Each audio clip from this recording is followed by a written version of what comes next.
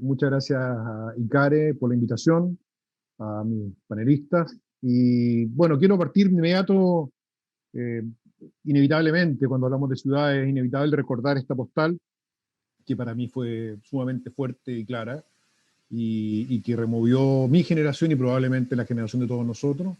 Esta es una postal de la destrucción de la estación Trinidad, ¿cierto?, del metro de la línea 4.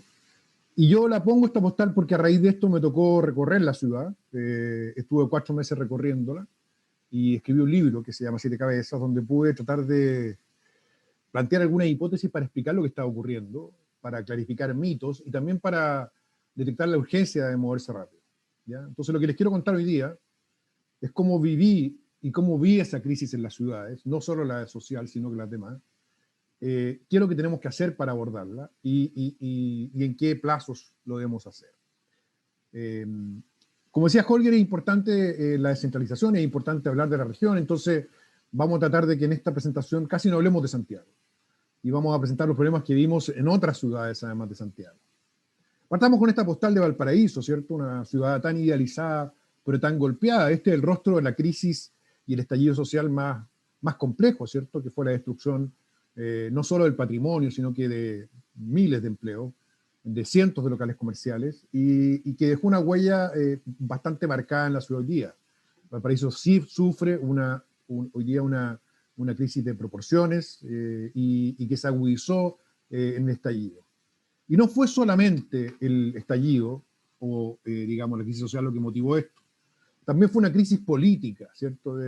Acá representada en el alcalde de Valparaíso, que es un alcalde que hizo una marcha para el estallido, que rechazó la acción de Carabineros, que se ha peleado con todos los actores relevantes y que hoy día tiene a la ciudad sin inversión, pero que refleja también la visión de una política que usó de alguna manera el estallido para empujar sus agendas personales muchas veces y no logró canalizar bien lo que se estaba expresando ahí.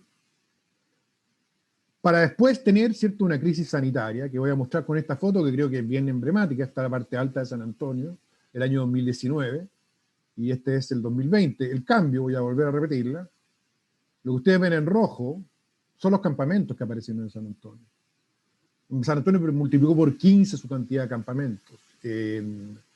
Esto mismo pasó en Valparaíso, en Viña del Mar, en Antofagasta. En Santiago los campamentos se duplicaron. ¿Y qué relación tiene esto con lo sanitario? Bueno, muchas de las personas que salieron afuera de las ciudades fueron personas que no resistieron el hacinamiento, que no pudieron seguirlos pagando sus arriendos producto de la crisis económica. Hemos visto en el último tiempo, además, contrario a lo que se señalaba, aglomeraciones gigantescas en las calles, en los comercios, colas para poder entrar a los locales, ¿cierto? Entonces, las ciudades han reflejado, como nadie, la magnitud de estas tres crisis que les comentaba. Fotos como esta de la América en Talca muestran también el rostro menos conocido de la crisis, que es el repliegue del Estado, el repliegue de las policías y la aparición de grupos, digamos, violentos y grupos delictuales o de narcotráfico que han ido tomando poblaciones como el caso de la América en este sector. En ese contexto, a pesar de la crudeza de la crisis, a pesar de todo lo que le he mostrado, nuestra élite ha quedado bastante pegada, ¿cierto?, con sueños futuristas. En plena pandemia nos llegó esta foto de la alcaldesa de París, Anne Hidalgo, con su discurso de la ciudad a los 15 minutos. Una idea que ni siquiera ella puede implementar en la ciudad donde administra, que es una fracción de París, y que mucho menos vamos a poder hacer en nuestras ciudades grandes. Pero lo más increíble fue que, pese a el hacinamiento, pese a todos los problemas que se habían reflejado en la crisis social, esto es lo que nos llegó como, digamos, impronta desde nuestras élites académicas e intelectuales. Luego el teletrabajo, que sin duda se instaló como una tendencia, pero se instaló en un porcentaje muy bajo de la población. Sin embargo, apareció el teletrabajo como la respuesta a los problemas de congestión, como la respuesta a los problemas de encarecimiento de las oficinas o de la saturación de los centros de empleo, y hemos visto que, si bien el teletrabajo se ha masificado, no han desaparecido los otros problemas. Luego vino una regresión, podría así decirlo, ecológica, que ya venía desde antes con la crisis del cambio climático y que pone a la pandemia, ¿cierto?, casi como un punto de quiebre que algunos señalan y ha sacado varios titulares como el fin de las ciudades y el regreso de la vida en el campo, el regreso de una vida, digamos, mucho más bucólica y desconectada. Y por último, en el caso de Chile, tenemos un proceso constituyente, que lo simbolizo en esta imagen de los rostros, digamos, que están en la lista, y que va a fundar el nuevo Chile, ¿cierto? Y que va a resolver, a juicio de muchos de los que participan en el proceso constituyente y desde la política, e incluso desde la empresa, muchos de los problemas que tenemos como país. Y claramente, esta realidad, esta peligrosa realidad paralela que se ha construido es muy compleja, porque se desconecta y choca con las urgencias que motivaron el estallido, y además que se agravaron con la crisis sanitaria. O sea, nosotros tenemos hoy día, está de más decirlo, un país más pobre que antes, pero un país con más dificultades para avanzar. Pero desde el discurso vemos que, ¿cierto?, digamos, hipótesis futuristas se han instalado hoy de manera bastante peligrosa. El problema de esto es que las urgencias no desaparecen, sino que lo que hacen cuando chocan con una desconexión, como las que le mostré de la ciudad de los 15 minutos, como la que le mostré del teletrabajo, digamos, exacerbado de la vida en el campo, y todo lo que apareció desde la arquitectura, incluso con una idealización del estallido, es que estas urgencias empiezan a estallar por otro lado. El caso más emblemático es la letra, digamos, el 10% del retiro de las pensiones.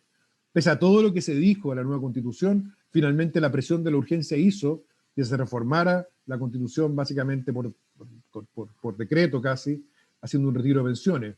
Pero en la ciudad lo hemos visto, ¿cierto?, con el repliegue del Estado y el avance de grupos delictuales que hoy día tienen mucho más poder que el que tenían antes. Hemos visto que los fuegos artificiales, que las balaceras se han ido moviendo a sectores centrales porque el Estado se replegó, ¿cierto?, en buena medida porque no hubo respuestas al estallido social desde este lado. Y lo más complicado también es la informalidad. Cuando tú le dices a una persona que vive hacinada, que es el 12% de la población, o que vive en una mala vivienda, que es casi un tercio, que la solución va a ser la ciudad de los 15 minutos, y vea a nuestros expertos hablando de eso, lo que ocurre es lo que ven en esta foto. San Antonio, lo mismo que les mostré antes, bueno, en rojo es la magnitud de las tomas de terrenos que hay. En el principal puerto del país, donde se supone va a estar la plataforma de conexión internacional de Chile, con todos los tratados de libre comercio, bueno, en esa misma ciudad, en la parte alta de la meseta, hay una verdadera favela que se ha instalado, ¿cierto?, de campamentos informales. ¿Qué es lo que tenemos que hacer para salir de esta contradicción? Lo primero es movernos rápido. Estamos contra el tiempo. Ha costado instalar esto. A mí me ha costado personalmente instalarlo, me ha costado incluso en debates en televisión, en prensa, tratar de mostrar la urgencia de lo que enfrentamos. Necesitamos que las empresas y nosotros mismos nos despleguemos en terreno, que salgamos de estos discursos académicos o academicistas, como la ciudad de los 15 minutos, como la ciudad futurista, donde tú vas a poder hacer todo desde tu casa sin necesidad de mover de tu escritorio, que es aplicable a un porcentaje muy chico de las personas. Necesitamos resultados en meses, al corto plazo. Cuando hablo de corto plazo, en meses. Necesitamos que este verano en pandemia sea distinto al verano que se vivió la vez pasada, que sea un verano más grato para la gente que va a tener que vivir encerrada en una pandemia que va a ser muy dura. Y necesitamos que esto que ustedes pueden ver como un resultado de meses, ¿cierto?, también pueda traducirse en obras más permanentes, pero que estén orientadas a la recreación, al esparcimiento de las personas. En muchas de nuestras ciudades, en Viña del Mar, esta foto se tomada en Viña del Mar, estas piscinas públicas que se han levantado y gimnasios han generado verdaderos lugares de esperanza para las personas que más mal lo han pasado con la crisis. El problema de la inseguridad, de la tierra y del encierro se resuelve iluminando nuestras calles, se resuelve, como en esta foto de un proyecto de Arica, construyendo canchas deportivas, construyendo sedes sociales y quitando estos espacios que hoy día están tomados, ¿cierto?, a las bandas para devolvérselos a las personas. Pero además de devolverle los espacios y retomar la seguridad, permitir que las personas estén conectadas a los canales que les van a permitir surgir, o sea, estén conectadas a las oportunidades que ofrece el Estado y también las empresas. Necesitamos demoler los conjuntos que están en mal estado y dar señales muy concretas, como en este caso, en Rancagua, de la demolición de bloques de vivienda social que se hicieron mal. Tenemos más de 200.000 bloques donde la gente lo ha pasado muy mal con el encierro. Entonces, más que plantearse grandes sueños, plantearse grandes proyectos, plantearse grandes rupturas, quiero quedarme con esta imagen de Arica, el proyecto Punta Norte, un proyecto donde nos tocó participar hace mucho tiempo, que se está concretando y que tiene esas canchas que yo les mostré iluminadas, que tiene viviendas más amplias que miran un parque, en el sector norte de la ciudad que estaba desconectado. Tenemos muy poco tiempo para hacer esto, pero esto yo diría que son las cosas que tenemos que hacer en nuestras ciudades para poder devolverle a la gente la esperanza y mejorar la calidad de vida y además reducir el poder de este estado paralelo que ha ido surgiendo. Un ejemplo ya de Santiago, en este caso quiero destacar para terminar mi presentación, el esfuerzo que hizo esta empresa, que es el Grupo Patio, por instalar y reciclar una industria a pocas cuadras de La Legua, en un lugar que históricamente estaba vedado y que hoy día ofrece oportunidades de empleo, de servicios y además de inversión. En conclusión, y para terminar mi presentación, la gente lo ha pasado muy mal en esta triple crisis. Si no hemos pasado mal nosotros, que tenemos la suerte de vivir en comunas acomodadas, en viviendas amplias, la gente de regiones, la gente que ha, digamos, estado en viviendas hacinadas, lo ha pasado mucho, mucho más mal. Nuestra élite no ha dimensionado bien este problema. Yo nunca hablo en tercera persona de la élite. Yo soy parte de la élite. Pero he tratado de no hacer esto, de no caer en las propuestas futuristas, en las balas de plata y en estos cambios de largo plazo que nunca llegan. Chile se quedó sin tiempo. Seamos claros en esto. No tenemos tiempo. Necesitamos resolver las urgencias ahora, hoy día, en materia de ciudad, en materia de espacios públicos y de vivienda, o esas expectativas que se han generado además con la Constitución van a reventar de la peor forma. Tenemos que desplegarnos en el territorio y mostrar resultados al corto plazo.